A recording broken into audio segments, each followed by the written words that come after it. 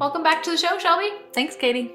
You are listening to the Not Just a Pony Ride podcast, which we all know is the exclusive podcast for the EAS industry. And today we are speaking to the ear of our instructors, therapists, program managers, anybody who's looking for alternative programming when it comes to having to be on the ground, right? So for some reason or another, we can't be mounted.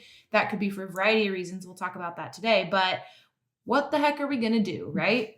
Yep. I think that's something that a lot of us, there's a lot of lesson plans that can revolve around that, but I think just really viewing that as a lesson plan rather than a daily task is something that we can all look at and improve on anytime we want to look at alternative programming. Right.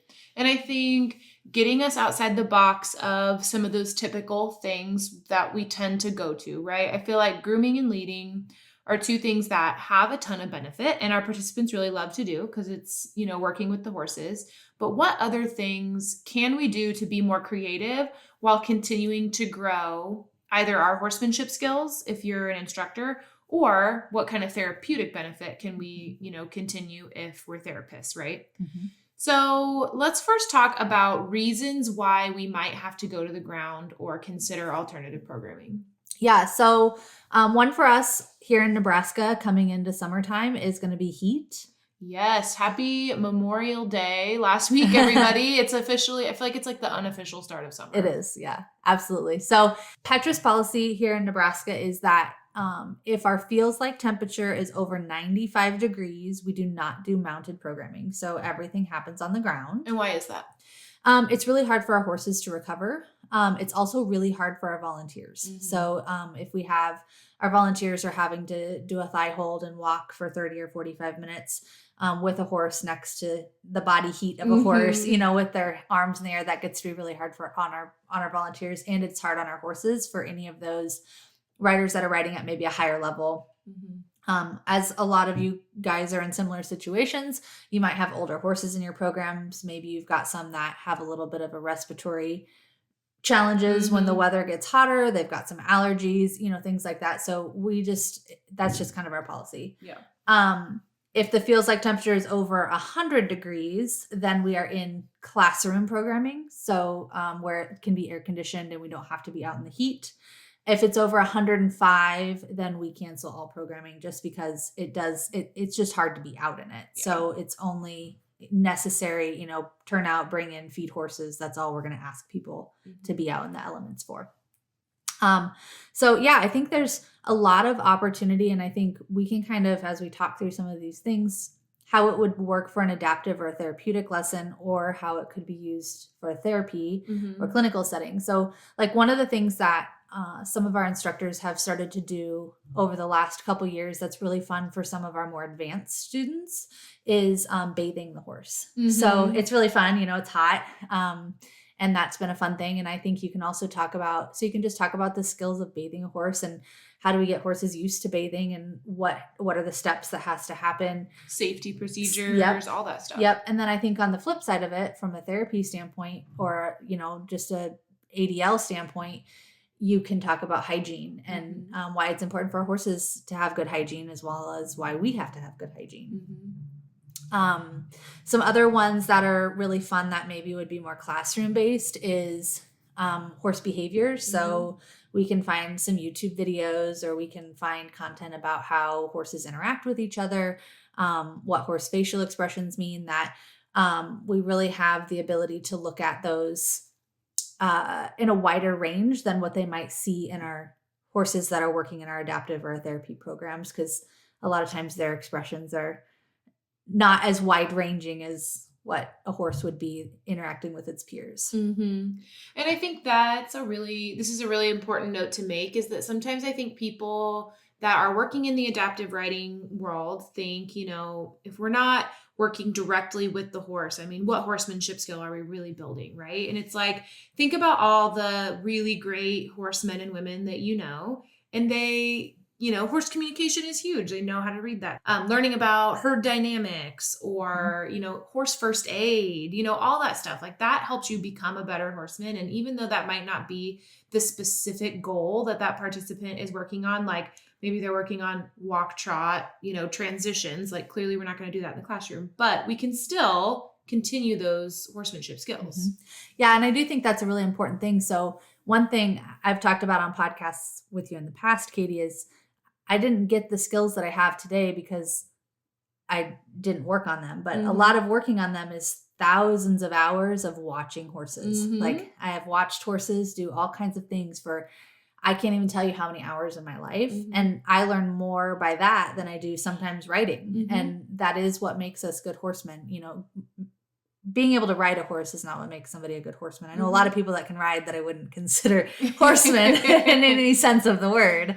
But so there are a lot of skills. And I think just really using task analysis to break that down and look at what are those skills and how can we incorporate those skills into a lesson. Right. So speaking of horse communication, Hetra University has an entire curriculum for horse communication that we use, and I really like it. It's got a video that goes with it and worksheets and then a detailed instructor handout. So I'm going to link that sign up so you can get it to your email in the show notes. So go down there and click on that and just get a feel for what it might look like. I mean, they're not hard to put together. You could put together lots of curriculums like that you could easily work on in a classroom and something like that. We're fortunate here to have a climate controlled classroom so that we don't have to be out in the elements when we're doing this. But you can get creative with where that happens as long as you have the info you need, right? Yeah. And I think another one that you've done in the past on the Hetra University stuff is the boundaries exercise. That's another really good ground programming exercise. I linked let's see. I'll try to find that episode. It was a few episodes ago. I think it was in the mini programming. That's right. It was in the miniature horse programming. I'll link to that episode if anybody's interested in that curriculum. And I mean, as a fun side note, if you are a Patreon subscriber and you're listening to this, you have access to dozens and dozens of ground curriculums free of charge. So if you're interested in that subscription, you can go to the show notes and I'll have information about that too. But anyway, continuing the conversation about continuing to build skills as we're thinking about ground programming, one I really think is important is continuing our physical skills. So we may have riders. I mean, what are some other reasons that we might have to go to the ground besides heat or cold, I guess? Yeah, sure. So another reason might be if a participant's horse is off for the week. Right. So maybe they colicked earlier this week, or they have an abscess, or whatever that might be. Their horse is off for this week and we don't have a substitute horse to go into that lesson. They may have to go to a ground lesson. In our situation, we have our leader levels. So we've had times in the past where we don't have a leader available to lead the level of horse that they need to ride. So we have to do alternative programming because of that. We had a situation where we have a mechanical lift from Sure Hands, and we are able to mount some riders that a program might not be able to if they didn't have that mechanical lift. And we had just some maintenance on our lift for a couple of weeks there, and so there were a handful of participants that we couldn't ride because we were down from that lift situation. So in a case like that, I mean, it's more important than ever for our participants to continue, not only continue their routine, right? Being out here, being around the horses sometimes can be very important for not only our mental health, but just to make that transition back to riding easier if that's something that that participant can struggle with. But also our physical ability. So we're fortunate enough here to have EQ, our equicizer, and we love him. Shout out to Equicizer. He's a mechanical horse, rocks and rolls down the hallway, moves pretty similarly to the way a horse does. We can facilitate a ton of things. So that's also an alternative that we have to keep that mobility, that core strength, all of those things if we do for some reason have to be off for an extended period of time. Yeah. One of my favorite things for when we are working with EQ, like you said, when the lift was down, was practicing that mount and that dismount. So if something were to happen with our lift again, those participants we've spent a lot of time working on motor planning and getting the strength to do those mounts and those dismounts. And that's a really good opportunity for EQ, Mhm. as well as everything like Katie said, it rocks and it rolls and it. I mean, you can do all kinds of things. If it's good enough for the jockeys running in the Kentucky Derby, I think there's plenty of things that we can do on it to help our That's participants. right. And it doesn't take any like power or, like it's not complex, which is Mm-mm. what I love about it. We just get on and go and we could do it outside if we really wanted to. So Yeah. it's a good alternative. Yeah. Another thing that we started having our instructors try to get more on board with is honestly just exercise. Yep. Right? I mean, let's talk about the importance of just keeping your body able to ride, Yep. right? Yeah, absolutely. And I think that's a big thing for some of our participants that maybe don't have a lot of active movement outside of coming to our programs is We have a pretty strict protocol around here for seizures. So if one of our participants experiences either a seizure that they've never had before or a grand mal seizure, they are off for an extended period of time until we can get that neurological condition stabilized. And so it is often that sometimes we will see some physical regression in whether that be, hip mobility to mount or core strength, that type of a thing. And so keeping them out here and going, whether it's EQ or just plain old exercise and mobility, is really, really important. And I think just keeping those people tied into your program. So for us, it's 3 months. And so if they're just completely off for 3 months, they may or may not choose to come back at the end of 3 months. But if we can continue programming from a ground programming standpoint or with EQ for those 3 months, that really helps keep them tied in. Absolutely. And you're talking about, just for listeners, if in the event of a seizure, unexpected or a grand mal seizure, our participants are off for 3 months. So that's a significant amount of time, but it is 100% safety first around here. That's what we care about. But we also care about our participants just enjoying the barn. And for a lot of our participants, this is their thing and they love to be out here. So whatever we can get creative with from a ground programming standpoint is critical. Yeah. And I think even going back to things like, if you want to be a good horseman, part of being a good horseman is taking care of your horses. So mucking stalls, cleaning water buckets, helping get feed ready for the day, figuring out, learning different kinds of hay, different kinds of feed. What are the supplements that our horses are getting fed? Things like that are just daily, they're tasks for us, right? Yeah. Every day, but they're things that if somebody wants to learn horse skills, they're important things they need to learn. And I think that's something that doesn't always get taught. For sure. Absolutely. Like, how can we look at the whole picture of being a true horse person and learning all of that for the right and the health of our horses? The other thing, I don't know if you have any words of encouragement for this, Shelby, as our program director. Your job is to really manage all aspects programming and all of our staff, right? That's doing programming. So how do we empower our instructors and our therapists to be creative with ground programming and empower them that you have the skills, right? If you're an instructor, here at Hetra, our instructors go through a very rigorous training protocol. And so they understand all aspects of the barn by the time you're teaching lessons. And there's absolutely no reason that you couldn't teach somebody else that, right? Right. Absolutely. And I think just really providing that encouragement and providing some framework. So to our new instructors or our junior instructors, we have a whole curriculum and kit of things that we have put together that are just kind of grab and go ground activities. So whether that might be, we've got some worked around horse emergencies. We've got some worked around, like Katie said, communication, the boundaries exercise. One of my favorites is we have a saddle in a big tote Yeah. that's all deconstructed, like the stirrups are off of it and the halters in pieces and all that, and then the students have to put them back together and then tack EQ. One of the other really fun things about ground programming that we've started to kind of play around with and have had really good success with is sometimes you can create classes that wouldn't be able to be cohesive in a mounted situation. So we've had some of our therapy kiddos that are here and they each work one-on-one every week with a therapist. And we have a heat day and we can get all of them to come in and do a big group activity. And so that's really fun. They can work together to put the saddle together and or the, the bridle or whatever that might be. And that's kind of fun for them because they're people they see every week, but don't always get to interact with. The same thing goes for the adaptive riding classes. Getting it to be able to merge those classes and kind of get a little bit creative is sometimes a lot of fun too. Yeah, for sure.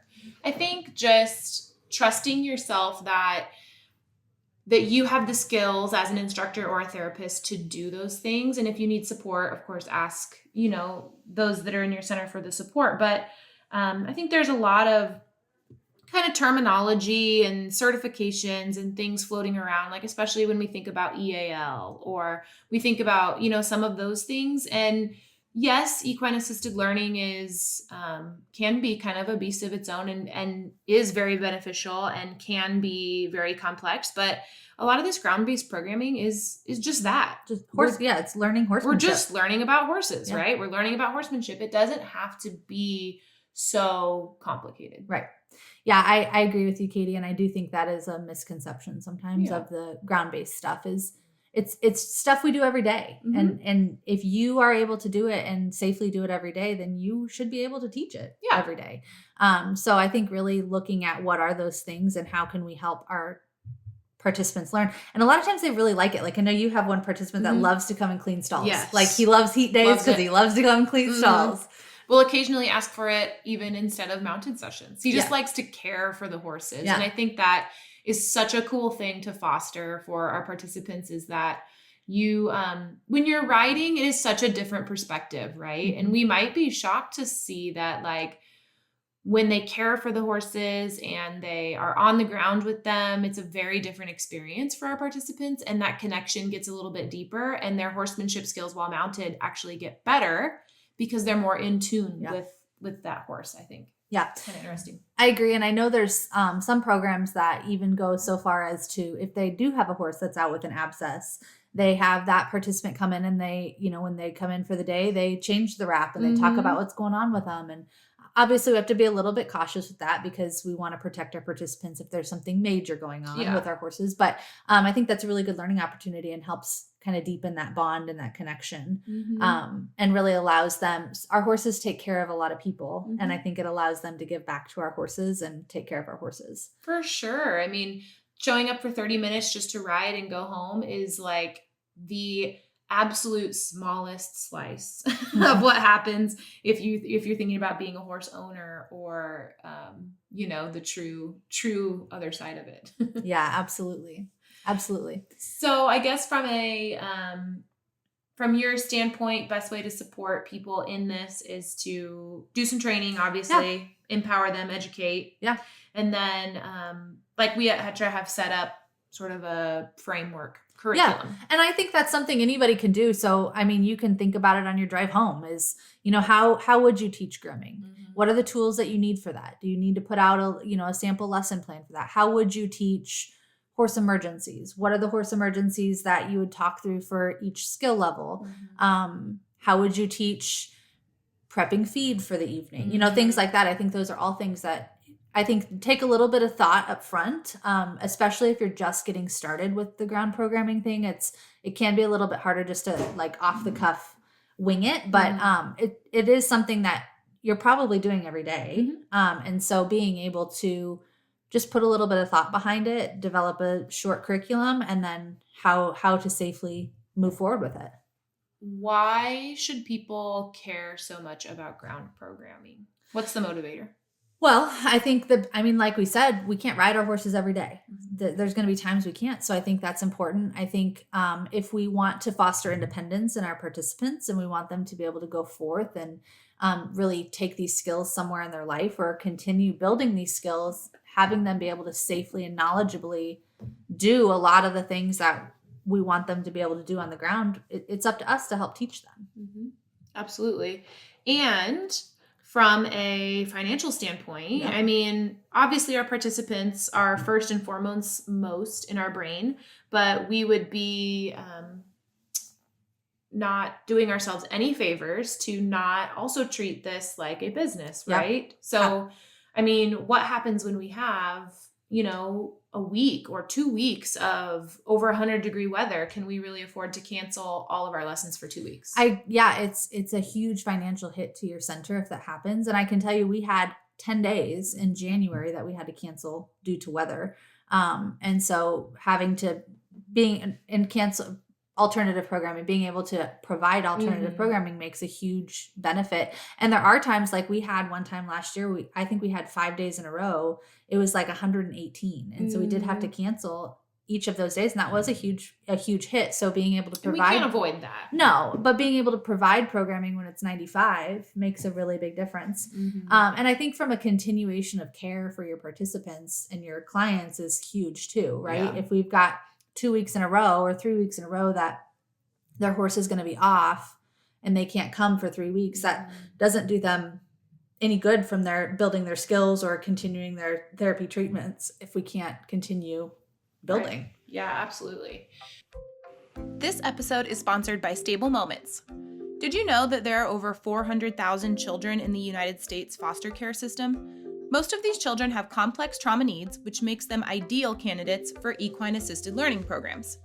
If you serve or want to serve children in foster care, Stable Moments has a plug-and-play program model utilizing community mentors and equine-assisted learning to develop life skills and heal developmental trauma. With their online certification program, you can become certified in this model and start serving kids by next season. What's even better is the program can be funded by Department of Children and Families, and the mentors are all volunteers. To learn more, head over to stablemoments.com and check out their free webinar, Healing Trauma with EAL and Mentorship.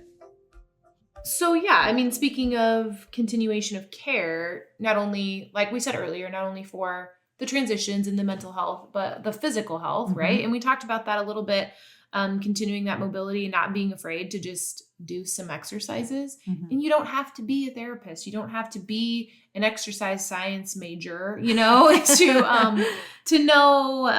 that kids just need to move. Yeah. And adults and anybody that is experiencing any kind of disability or limitation.